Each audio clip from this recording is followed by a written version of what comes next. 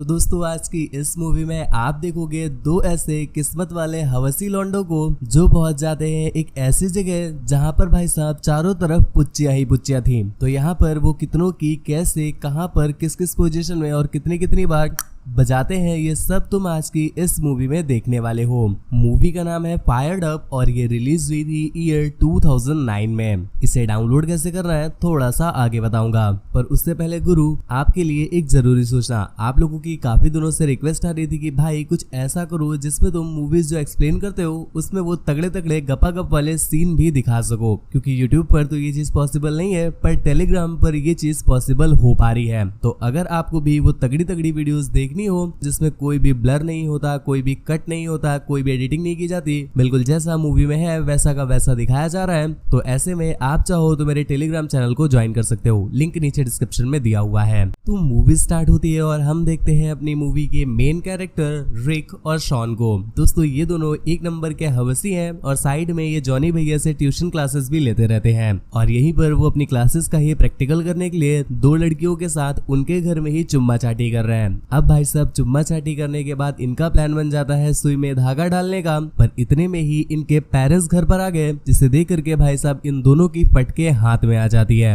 इसके लिए ये तुरंत ही वहां से अपनी कार लेकर भागने लगते हैं। कुछ दूर जाने के बाद जब रास्ते खत्म हो जाते हैं तो भाई साहब ये दोनों कार से निकल करके कुछ दीवारें फांद कर एक घर में कूद जाते हैं, पर जहाँ पर ये कूदे वो घर नहीं बल्कि उस घर का स्विमिंग पूल था। लेकिन किस्मत भाई साहब तगड़ी है इन दोनों की, क्योंकि जिस पूल में वो कूदते हैं वहां पर दो ऑलरेडी हवसी लड़कियां मौजूद थी और वो इन दोनों को देख करके कहती हैं, वाह देने वाला जब भी देता देता स्विमिंग पूल फाड़ के। खैर देने वाले ने तो उन दोनों को ये दे दिया, जिसके बाद ये दोनों उन दोनों को और भी ज्यादा गहराइयों में घुस करके देते हैं। खैर इसके अगले सीन में हम उन्हें कॉलेज में देख पाते हैं और भाई साहब यहाँ पर हमें समझ में आता है कि इन्होंने कॉलेज की कोई भी बंदी नहीं छोड़ी है। कैंटीन में मिल जाए, वॉशरूम में मिल जाए, क्लास में मिल जाए, जहां मिल जाए, जैसे मिल जाए, जो मिल जाए, जितनी बार मिल जाए, जिस पोजीशन मिल जाए, ये लोग उसे वहां पर वैसे ही उस पोजीशन में उतनी बार पेल देते हैं। यहाँ पर ये दोनों जब कॉलेज में होते हैं तो कई सारी लड़कियां आकर के इनके परफॉर्मेंस के बारे में इनकी तारीफ कर रही होती है, पर यहाँ पर हम देख पाते हैं इन दोनों को घंटा यादिच नहीं होता है कि इन लोगों ने उसे कब बजाया। खैर इतना सारा कच्चा दूध पीने के बाद भी भाई साहब इनकी प्यास आज तक नहीं बुझी है। और ये चीज हम देख पाते हैं अगले सीन में, जब ये लोग स्पोर्ट्स खेल रहे होते हैं तब भी इनकी नजर स्पोर्ट्स में ना होकर के आसपास चीयर कर रही लड़कियों के उछलते हुए संतरों पर होती है और इस वजह से ये लोग स्पोर्ट्स से काफी ज्यादा डिस्ट्रैक्ट हो जाते हैं, जिस वजह से इनका कोच इन्हें धर आता है और इन्हें ये सजा देता है कि तुम्हें 2 हफ्तों के लिए बाहर वाले कैंप में जाना पड़ेगा। अब भाई साहब ये सजा सुनने के बाद तो उनके लिए मानो ऐसे हो जाता है जैसे किसी ने लंबी वाली बल्ली थमा दी हो। और उसी रात हम देखते हैं जब ये सभी लोग एक पार्टी में जाते हैं तो यहाँ पर कुछ लड़कियां बातें कर रही होती हैं उसी बाहर वाले कैंप के बारे में, जहाँ पर वो बताती हैं कि वहाँ पर कई सारी लड़कियां आने वाली हैं। और ये बात सुन करके इनके दिमाग में बस एक ही बात आती है, जी हाँ सही पकड़े हैं, हवस। तो इसलिए ये डिसाइड करते हैं कि ये लोग वहां पर चीयर लीडर के रूप में जाएंगे, मतलब एक तरह का गेटअप कर लेंगे चीयर लीडर वाला। और इस आइडिया को लेकर के जब ये लोग चीयर गर्ल्स के लीडर के पास जाते हैं तो भाई साहब वो इनके आइडिया को सुनते ही समझ जाती है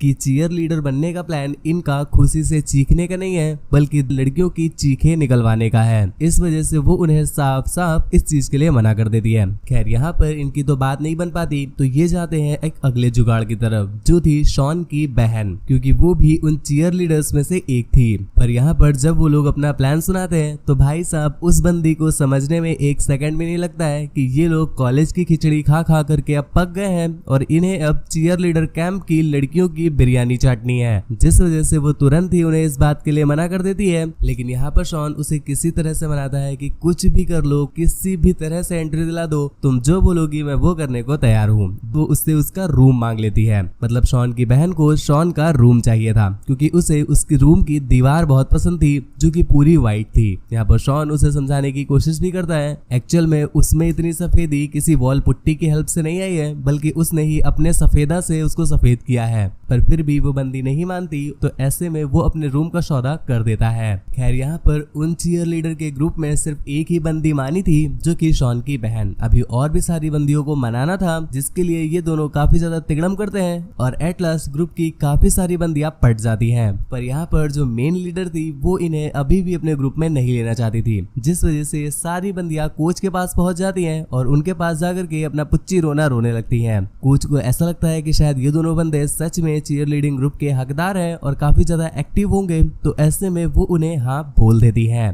जिसके बाद फाइनली हम देखते हैं कि ये दोनों उस बाहर वाले कैंप में पहुंच गए हैं और भाई साहब यहाँ पहुंचने के बाद तो इनके लिए मानो जन्नत ही आ गई हो, क्योंकि चारों तरफ चमकती हुई पुच्चियां ही पुच्चियां टहल रही थी। एक पल के लिए तो इन्हें भी विश्वास नहीं होता कि ऐसी भी कोई जगह सच में एग्जिस्ट करती है क्या, लेकिन भाई साहब जब ये उनके लटकते हुए संतरों को देखते हैं तब जाकर के उन्हें इस बात का बिलीव हो जाता है। अगले सीन में हम देखते हैं कि यहाँ का जो मेन कोच है वो इन्हें कुछ इंस्ट्रक्शन दे रहा होता है, जो कि ट्रेनिंग के पर्पज से ही थी, पर यहाँ पर कोच की एक वाइफ थी जिसे देख करके निक कहीं ना कहीं फिसल जाता है। उनके गड्ढों में नहीं, अपने ख्यालों में। लेकिन तुमको बताया ना गुरु कि बंदा हवसी है, तो ऐसे में सिर्फ उसका कोच की वाइफ से ही नहीं बल्कि और भी बंदियों के साथ ये फिसलन कार्यक्रम चालू हो जाता है। जिसके बाद एक एक करके वो उन बंदियों के साथ फ्रेंडशिप करता है और एक एक करके उन्हें कोपचे में ले जाकर के उनके साथ टिक टिक घोड़ी खेलता है। ऐसे करके हम देखते हैं भाई साहब ये दोनों पेलम पिलाई की सारी हदें पार कर देते हैं। दिन में किसी और बंदी के साथ, दोपहर में किसी और बंदी के साथ और रात तो किसी और गुफा में हो रही है। कुछ ही दिनों में पूरे कैंप में इन्हें सस्ता जॉनी के नाम से भी सब लोग जानने लग जाते हैं और ये बात ज्यादा दिनों तक उस कोच से भी नहीं छुपी रहती। लेकिन यहाँ पर किसी तरह से निक उन्हें पटाने के लिए उनके पास जाता है, पर वो उसे घंटा भाव हिच नहीं देती और वहां से चली जाती है। इतने में ही वहां पर चीयर लीडर ग्रुप की मेन लीडर वो वहां पर आ जाती है। यहाँ आकर के वो उनसे कहती है कि यार तुमने यहाँ आकर के ऐसा क्या जादू कर दिया है कि अपने ग्रुप की जितनी भी लड़कियां हैं वो अब कुछ ज्यादा ही एक्टिव हो गई हैं। यहाँ पर निक भी अपनी तारीफ लूटते हुए हाँ बस हम ही लोगों का कमाल है करने लग जाता है। और इतने में ही हम देखते हैं एक और लौंडे को जो कि है कार्ली का बॉयफ्रेंड। कार्ली उसे देखते ही सीधा चिपक जाती है और चुम्मा उम्मा देने लगती है, पर यहाँ पर उनका आगे मूड बन पाता तभी उन्हें याद आया कि भैया ये दोनों भी यहीं पर खड़े हैं। जिसके बाद ये दोनों कार लेकर के सीधा चले जाते हैं एक कोपचा ढूंढने के लिए, शायद कुछ जरूरी बात करनी होगी कोपचे में। इसी के अगले दिन हम देख पाते हैं कि ये सभी के सभी लोग एक तालाब में चीयर लीडिंग की प्रैक्टिस करने गए हैं। अब भाई साहब ये कौन सी प्रैक्टिस होती है, इसे देख करके तो हमारा भी इंटरेस्ट बढ़ रहा है, क्योंकि इस प्रैक्टिस में इन्हें अपने सारे कपड़े उतार करके तालाब में नंगू पुंगू ही प्रैक्टिस करना होता है। हालांकि हमको देख करके यही लग रहा है कि प्रैक्टिस चल रही है, पर तालाब के पीछे वाला सीन तो हम तुमको बताना ही भूल गए। यहाँ पर ये दोनों एक एक करके लड़कियों को पकड़ के बजा रहे होते हैं और आगे टीम सोच रही है कि बढ़िया प्रैक्टिस चल रही है। खैर कुछ देर के बाद ये लोग अपना बढ़िया बिस्तर समेट करके वहां से चले जाते हैं, पर इस बीच निक और शॉन के जो कपड़े थे वो गायब हो गए थे। अब भाई साहब इन्हें नंगू पुंगू ही वहां से भागना पड़ा और ले फूटी किस्मत, रास्ते में उन्हें कोच मिल जाता है। अब मिल जाती तो शायद यहाँ पर भी प्रोग्राम हो जाता, लेकिन यहाँ पर मिल जाता है तो ऐसे में बेचारे अपनी जान और अपनी दोनों ही छुपा रहे थे उसके आगे, लेकिन उसे समझ में सब कुछ आ गया था। वो उन्हें थोड़ा सा गरियाता है और फिर सीधा रूम में जाने को बोलता है। इसके अगले दिन हम देख पाते हैं रिक और शॉन को जो कि कहीं पर जा रहे होते हैं, तभी उन्हें कार्ली के बॉयफ्रेंड की कुछ आवाज सुनाई देती है, जिसे सुन करके यहाँ पर शॉन को पता चला कि एक्चुअल में वो बंदा कार्ली को घंटा भी प्यार नहीं करता, वो तो बस उसकी गहरी गुफा में डुकिया लगाने के लिए ही उसके साथ में है। ये बातें सुन करके शॉन को कहीं ना कहीं हर्ट होता है कार्ली के लिए, और हम देख पाते हैं कि बंदा उसे पसंद करने लगा है। इसलिए वो डिसाइड करता है कि वो कार्ली को ये सब कुछ जाकर बताएगा, पर निक उसे यहाँ पर रोक लेता है, ये बोल करके कि ऐसे बताने से कुछ भी नहीं होगा, वो तुम्हारी बात का घंटा बिलीव नहीं करेगी, ऐसे में तुम उसे डायरेक्टली प्रूव करके दिखाना। जिसके बाद हम देखते हैं शॉन कार्ली से कुछ बात करने के लिए जाता है। इतने में ही उसका बंदा वहां पर आ गया, जो कि एक बार फिर से उसे ओयो में टिक टिक घोड़ी खेलने के लिए अपने साथ ले जाता है। जिसके अगले दिन हम एक बार फिर से निक को देख पाते हैं, जो कि मैडम जी को एक बार फिर से अपनी लंबाइयों में आने को इनविटेशन दे रहा था, पर मैडम जी एक बार फिर से उसे इग्नोर कर देती हैं। तो इस बात से निक को लगने लगता है कि शायद इस गुफा में उसको एंट्री नहीं मिल पाएगी। जिसके बाद वो सीधा जाता है शॉन के पास ये बताने के लिए कि भाई अब अपने वापस जाने का टाइम आ गया है, क्योंकि 2 हफ्ते की ही पनिशमेंट थी और वो हम दोनों ने बजा बजा करके कंप्लीट कर दी है। लेकिन शॉन को तो तुम जानते ही हो गुरु, इस समय वो इश्क के खोदे बन गए हैं। तो ऐसे में वो उससे बोलते हैं कि ना ना ना, मेरी बाबू कार्ली यहाँ पर अकेली हो जाएगी, इसलिए मुझे तो यहाँ पर रुकना ही पड़ेगा। अब भाई साहब ये सुनने के बाद तो निक की बिल्कुल समझो झाड़ियां ही जल जाती हैं और वो उसे धर गरियाते हुए कहता है कि तुमको हमने समझाया था कि ज्यादा इश्क के खोदे मत बनो, अब शांति से चलो वापस घर। पर तुमको बताया ना मेरे भाई, एक बार इश्क चढ़ जाए तो ऐसे में अच्छे अच्छों ने अपने फड़वे लगवा लिए हैं, ये दोनों क्या ही चीज है। तो ऐसे में शॉन बिल्कुल भी नहीं मानता। अगले अगले सीन में हम देख पाते हैं कि कार्ली की टीम की बिल्कुल फटी पड़ी थी। भाई साहब बिल्कुल अपना बॉलीवुड वाला ही है सीन, कुछ भी अंतर नहीं है, यहीं से फील इन होगा स्क्रिप्ट, हम बता रहे हैं तुमको। क्योंकि हम यहाँ पर देख पाते हैं कि जो इनकी टीम की बिल्कुल फटी होती है और यहाँ पर अपना शॉन सस्ता वाला मोटिवेशन अंदर अंदर तक घुसेड़ देता है, जिस वजह से पूरी टीम काफी मोटिवेट हो जाती है। इतने में ही वहाँ पर कार्ली का बंदा आ जाता है जो कि उन्हें इन दोनों की सारी सच्चाई बता देता है, जो कि उसने इनकी ही डायरी में पढ़ी थी। इसके साथ साथ वो ये भी बताता है कि ये दोनों यहाँ पर बस लड़कियां बजाने के लिए ही आए थे। भाई साहब ये सुनने के बाद तो कार्ली की फूल जाती है और शॉन भैया यहाँ पर कार्ली भौजाई को मनाने में लगे हुए थे। वो इतना ज्यादा गुस्से में होती है कि वो उन दोनों की बस की उसी टिकट के साथ उन्हें उसी बस में भेज देती है वापस। यहाँ पर ये दोनों घर में तो होते हैं पर इनका ध्यान पूरी तरह से अभी भी वहीं पर लगा हुआ था, जिस वजह से इनसे रहा नहीं जाता और ये वापस पहुंच जाते हैं कार्ली के पास। पर यहाँ पर कार्ली तो उनकी कुछ सुनना ही नहीं चाहती थी, जिस वजह से वो उन्हें गरिया के उनके पिछवाड़े में 4 लात लगा के वहां से भगाने लगती है। पर कार्ली के टीम मेंबर्स उसे समझाते हैं कि हमें सच में इन दोनों की जरूरत है, अगर इनके लंबे लंबे इंजेक्शन हमारे नहीं घुसे तो एनर्जी कहाँ से आएगी। कार्ली को भी समझ में आ जाता है कि भाई साहब कुछ भी हो, लौंडा मोटिवेशन का खोदा तो है और अच्छा मोटिवेट करता भी है, तो इससे हो सकता है हमारी टीम जीत जाए। तो इस वजह से ना चाहते हुए भी उसे टीम में उन्हें लेना पड़ जाता है। जिसके बाद फाइनली वो दिन भी आ जाता है जिस दिन फाइनल परफॉर्मेंस थी और यहाँ पर जो इनका कॉम्पिटिटर था भाई साहब उसने तो काफी तगड़ा परफॉर्मेंस किया।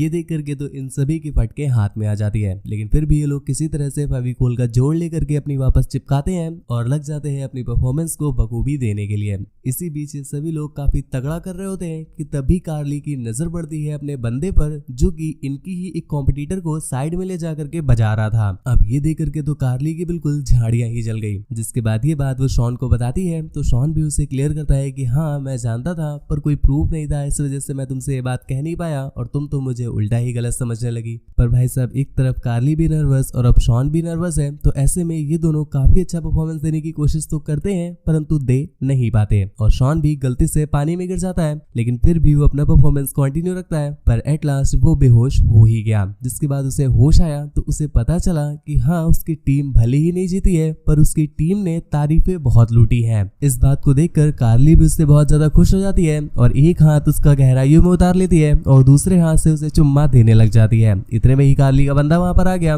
कार्ली यहाँ पर पहले से धर कर आती है और फिर यहाँ से अपनी जान और अपनी दोनों ही लेकर जाने को कहती है। उसके जाने के बाद ये दोनों भी निकल जाते हैं एक सस्ते ओयो के जुगाड़ में और मूवी के एंडिंग में हम देखते हैं निक को, जिससे फाइनली अब वो मैडम कोच पट गई है और यहाँ पर वो उसे रात में एक झाड़ियों में बुलाती है और झाड़ियों में बुलाकर उसे उसकी ही किताब देती है और कहती है इसे पढ़ के सुनाओ, तुमने मेरे लिए क्या लिखा है जरा मैं भी तो देखूं। जिस पर वो उन्हें सुनाता है, आप भी सुनिएगा। इत्तू पित्तू जिन पतंदर खड़ा कर दिया पलटा के डाल ले अंदर अंदर, देखो गहरा नाला जिसके चारों ओर लगा है काला जाला है। टुनाइट तुझको बस पेलना है, कट लो डरपोको जिसको ऊपर ऊपर से खेलना है। इतने सालों से हमने बस ऊपर से ही तो खेला है, अरे आज पेल लेते हैं पूरी रात कोड़ी पेला है। गड्ढे खुलवाओ जिसको पेलना है पिलवाओ, मेरे संग शर्त लगाओ। ये पोजीशन करके दिखाओ बेटा, ये पोजीशन करके दिखाओ। डोंट वेस्ट योर टाइम, अब सुन लो तुम मेरी बात, कहाँ ढूंढोगे ओयो तुम आधी रात। जब सारी दुनिया सो जाती है मेरी मुनिया बड़ी हो जाती है, आफ्टर के भी आफ्टर जो चले ये वो मुनिया है। Come on party with the Kamnath, पेलम पिलाई पूरी रात। Come on party with the Kamnath, पेलम पिलाई पूरी रात। अब ये रैप सुनने के बाद मैडम जी भी हो जाती है हाई और फिर निक ने उनकी गहराइयों तक बजाई। जिसके साथ ही ये मूवी यहीं पर एंड हो जाती है। मूवी डाउनलोड करनी हो तो हमारे टेलीग्राम चैनल को ज्वाइन कर लीजिएगा और अगर आप तगड़ी वाली बिल्कुल खुल्लम खुल्ला एक्सप्लेनेशन देखना चाहते हो तो उसके लिए भी आप हमारे टेलीग्राम चैनल को ज्वाइन कर सकते हो। पर इसका ये मतलब नहीं कि तुम इस चैनल को सब्सक्राइब ही ना करो, क्योंकि मेरे भाई जो यहाँ पर है वो पूरी यूट्यूब में कहीं भी नहीं। और बात वगैरह करना चाहते हो या देखना चाहते हो तो इंस्टा पर चले आओ यार। और हाँ एक छोटी सी रिक्वेस्ट है मेरे भाई, प्लीज वीडियो को एक छोटा सा लाइक कर देना मेरे भाई। बस एक ही चीज मांगता हूँ आपसे, इतनी ज्यादा मेहनत करने के बाद कि एक लाइक तो आप कर ही सकते हो। लाइक का मैं सच्चा आशिक हूँ यार, इसीलिए बस लाइक दे करके अच्छा लगता है। प्लीज लाइक कर देना, इतना तो तुम कर ही सकते हो यार, इतनी मेहनत लगती है पूरी वीडियो बनाने में। तो आज के लिए बस इतना ही, मिलते हैं किसी तगड़ी वीडियो में, तब तक के लिए दुआओं में याद रखना।